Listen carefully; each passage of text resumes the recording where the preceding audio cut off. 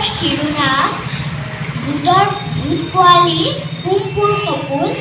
Guys good morning, welcome back to my YouTube channel. নতুন এখন ভিডিঅ'লৈ সকলোক স্বাগতম জনাওঁ। কি খবৰ আপোনালোকৰ? নিশ্চয় ভালে আছে। আৰু আজি আপোনালোকক এটা বস্তু দেখাই আছোঁ। বহুত দিন পিছত, প্ৰায় এক ডেৰ বছৰ পিছত এনেকুৱা এটা ফিল পাই আছোঁ। বহুতখিনি চিলনি একলগত আহিছে ভাবিলোঁ আপোনালোকক দেখাই দিওঁ। এটা চিনেমেটিক চেক কৰক না, হাজাৰ হাজাৰ একলগত উৰি আছে। ৱাও, কি চালত।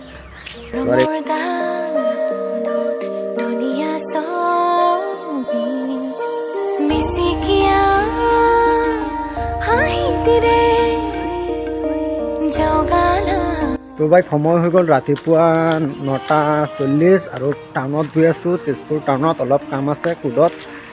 তো বাকী চাৰিওফালে কুঁৱলী দামাকা কুঁৱলী পৰি আছে ৰাতিপুৱা। আৰু এতিয়া ঠাণ্ডাৰ সময়ততো অলপ বেছিকৈ কুঁৱলী পৰে। তো বহুত দিন পিছত চাগে টাউনত গৈ আছোঁ। তো চাই থাকক ক'ত কি হয়, সম্পূৰ্ণ দেখাই থাকক, চাই থাকক, এনজয়। তেজপুৰ কোৰ্ট মতলব আদালত, বিউটিফুল না, চাৰিওফালে গছ গছনি।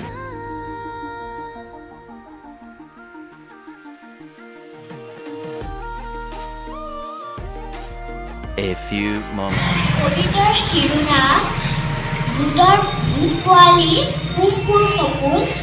কবি জ্যোতিপ্ৰসাদ আগৰৱালা। মা, মই যে সপোনত দেখিলোঁ দুটা ভূতৰ পোৱালি আৰু দুজনী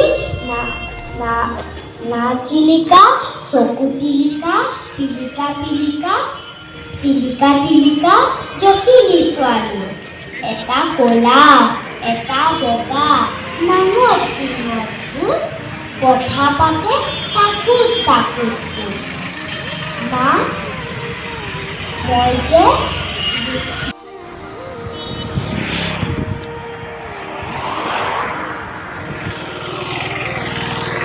ফাইনেলি ঘৰত আহি গ'লোঁ। আৰু ৰাতিপুৱা 10টামান বজাত ঘৰৰ পৰা গৈছিলোঁ।